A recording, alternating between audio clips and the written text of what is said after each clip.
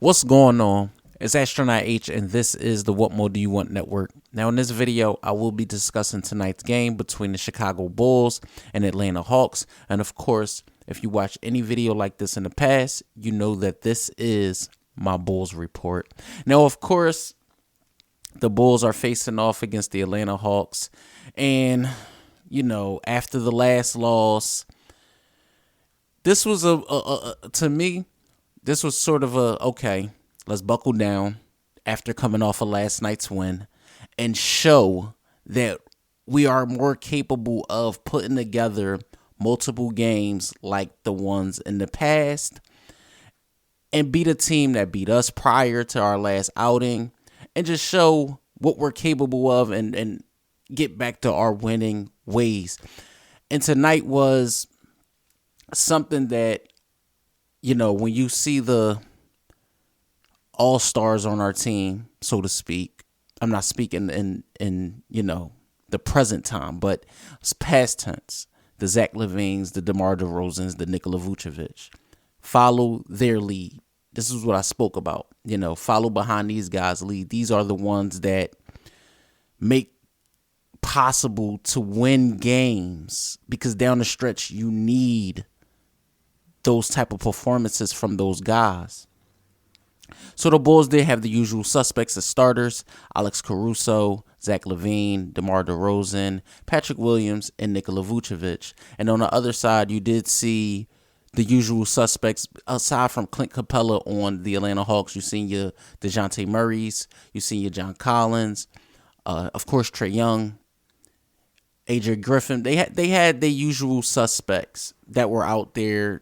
Not in the last time they met, but the prototypical matchups you would probably see from Atlanta Hawks, again, aside from Clint Capella. Now, the Bulls' offense did look good early. You seen Vooch get aggressive early paint touches. The Bulls were causing fouls. Now, aside from that, Trae Young was he looked poised in the early parts of this game. He looked poised to take advantage of whatever point guard matchup that he was up against. Whether it be Io, whether it be Kobe, whoever was his, Caruso, whoever was his matchup on the other side of the ball, Trae Young was looking to be aggressive and take advantage. He was hitting threes. He was getting to the paint. He was passing. He was basically affecting the way the game was played between both teams tonight. And honestly, that's something that, of course, superstar caliber players do. They impose their will on the game, and the tempo is dictated on how they play. And the tempo of the game was basically in a tempo that favored a running and gunning style. So I was imploring the Bulls to do more of that. Do more running, get up and down, do more running, get up and down. And the defense from Chicago was doing that. You saw a lot of deflections. You saw a lot of, getting out on the breaks. You saw a lot of that. And after the first, the Bulls were up 30-25. And in the second quarter, you seen DeMar DeRozan come out aggressive, Drummond, Io. Then the Bulls start the quarter. The defense, again, like I talked about, the defense, the stops, they getting out on the break. And at one point, the Bulls were up 16. Now, when they did go up, I'm like, okay, this is where you basically finish the game. Of course, we all know the NBA is a game of runs. But if the Bulls, right here at this spot, by being up 16, you put your foot down, go up 20. Now we talking about them trying to dig themselves out of a 20-point hole throughout the course of the night. This is where the opportunity presents itself for you to say, okay, we played last night. Let's end their night early so we can rest our starters and give guys a break going into, the next matchup that we have on the schedule. Now, that didn't happen. The Bulls did not take advantage, but you did see DeMar DeRozan be aggressive, getting to the basket. But again, Trae Young was getting whatever he wants. Now, after the first half, the Bulls were up 10, but the quarter did end with DeMar DeRozan getting a tech on a play that was questionable. Trae Young, it was basically the end of the quarter, end of the half, so to speak. And Trae Young was on the sideline, and we all know he's trying to get in position to heave the basketball half court. DeMar DeRozan basically stood in front of him, and it was a foul called. Okay, foul.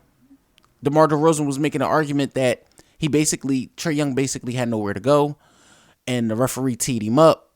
And, it happens because I feel like in the early part of this year, DeMar DeRozan hasn't been getting the same treatment as he was last year from referees. Last year the referees was giving him a lot of calls. When he would up fake and it was a lot of things that DeMar DeRozan was doing last year that I seen that the referees were basically playing into his hands, so to speak, during the course of the season. So this year I feel like they're reining back, and of course with all the new rule changes and things like that.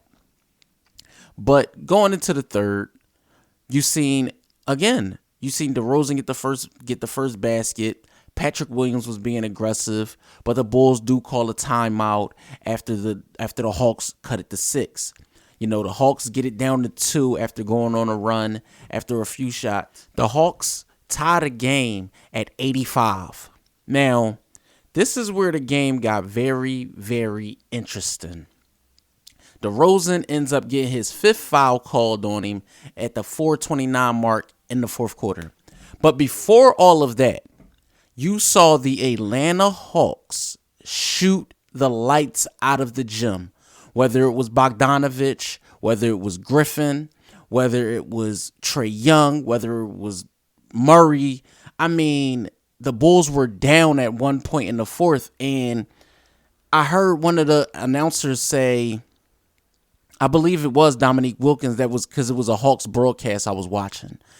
And he was speaking from a term where he said the Bulls didn't want to win that game. They were basically looking for Atlanta to lose the game or I'm paraphrasing, but he said something along those lines. And that's what it looked like. It just looked like the Chicago Bulls were, reaching in every opportunity to give the game away, to basically give the Hawks every opportunity to win tonight's game.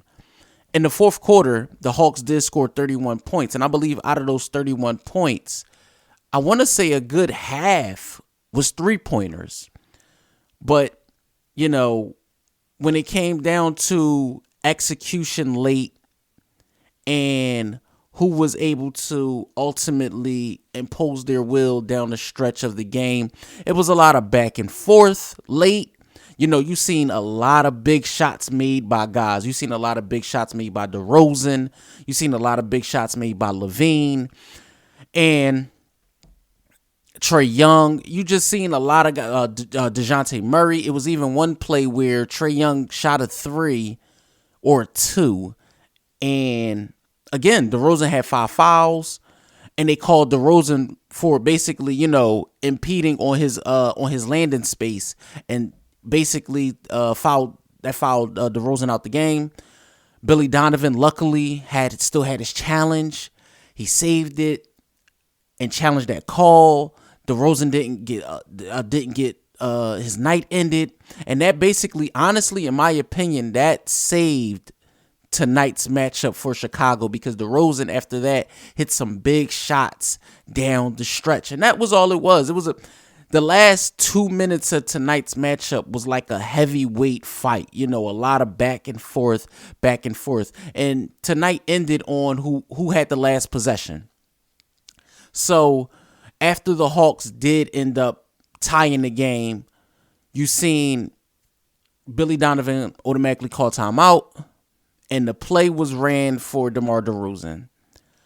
So Zach LaVine he curls, and he comes away from the ball, which leaves DeRozan open to get the pass.